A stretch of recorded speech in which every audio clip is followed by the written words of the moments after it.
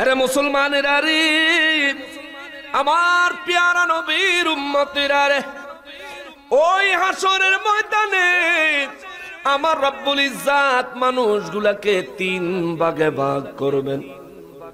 কয় ভাগ? 3 ভাগে। কয় ভাগ? 3 ভাগ। দুনিয়াতে ভাগের কোনো অভাব নাই। কেউ কয় আমি হেফাজতি, কেউ কয় আমি জামাতি, কেউ কয় আমি লামাযহাবি, কেউ আবার কয় আমি হইলাম নাস্তিক, আরো কত রং বিরঙ্গের কথা বলে। আমরা দাবি করি আমরা আহলে সুন্নাত ওয়াল জামাত। সংক্ষেপে বলি আমরা হইলাম সুন্নি। দুনিয়ায় দলের কোনো অভাব নাই। নবী বলছেন মুসলমানের মধ্যে দল ৭৩টা, জাহান্নামে যাবে ৭২টা, জান্নাতি হবে একটা। নাম হলো ওয়াহিয়া সুন্নাত ওয়াল জামাত, তার নাম হলো আহলে সুন্নাত ওয়াল জামাত। ওই দলের চলাফেরা, ওই দলের পথ মত কেমন হবে? নবী বলেন মা আনা আলাইহি ওয়া আসহাবি, যেই পথ মতের মধ্যে আমি আছি, আমার সাহাবীরা আছে, এই পথ মত হবে জান্নাতের পথ, হেদায়েতের পথ, হেদায়েতের পথ, হেদায়েতের পথ। এ মুসলমান, মুসলমানেরই আমরা তো মাত্র কয়েকটা দলের নাম জানি, মাত্র কয়েকটা দলের নাম জানি। মুসলমানের মধ্যে ৭৩ দল। নবী বলেছেন গাউসে পাক আব্দুল কাদের জিলানী আল গিলানী, শায়েখ মহিউদ্দিন আব্দুল কাদের জিলানী রাদিয়াল্লাহু তাআলা আনহু, তিনি তার গুনিয়াতুত তালিবিন কিতাবের মধ্যে তিনি ওই ৭৩ ফেরকা, প্রত্যেকটা ফেরকার কথা উল্লেখ করেছেন। ৭৩ দলের মুসলমান আগে আইসা গেছে। ৭৩ দলের মধ্যে হেদায়েত প্রাপ্ত মাত্র একটা দল, তার নাম হলো আহলে সুন্নাত ওয়াল জামাত।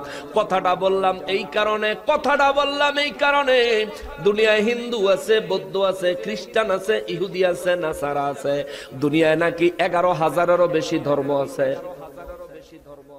একটা গবেষণা জানা গেছে 11,000-এরও বেশি ধর্ম আছে। তার মধ্যে ইসলাম হলো সর্বশ্রেষ্ঠ। ইসলাম ধর্মের অনুসারী হইল সবচাইতে বেশি। জোরে বলেন আলহামদুলিল্লাহ। সবচাইতে বেশি হলো ইসলাম ধর্মের অনুসারী। আবার দুনিয়ায় যত ধর্ম আছে সব ধর্মের চাইতে সবচেয়ে বেশি ভাগ হইল ইসলাম ধর্মের মুসলমানদের মধ্যে।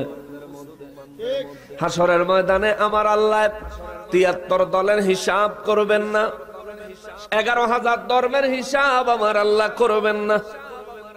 আমার আল্লাহ সমস্ত মানুষ এবং জিন জাতির 3 ভাগে ভাগ করবেন।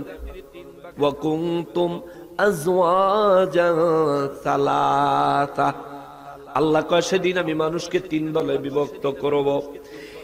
এই 3 দলের মধ্যে এক দল আমার রব্বুল ইজ্জাত আরশ আজিমের ডান পাশে জায়গা দিবেন, দ্বিতীয় দল আরশ আজিমের বাম পাশে জায়গা দিবেন, 3 নম্বর দল খোদ রব্বুল আলামিনের সামনে জায়গা দিবেন।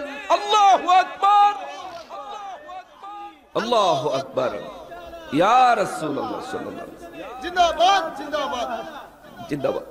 3 দল হবে, 3 দল। এক দল আরশ আজিমের ডান পাশে, এক দল আরশ আজিমের বাম পাশে, আর এক দল খুদ রব্বুল আলামিনের সামনে। সূরা ওয়াকিয়ার 27 নম্বর আয়াত থেকে আমি তেলাওয়াত করেছি। আজ যদি আপনার মনে আশা জাগে সেদিন আরশ আজিমের ডান পাশে থাকতে, তাইলে নামাজ কালাম ইবাদত বন্দেগী ঠিক মতো করিয়েন।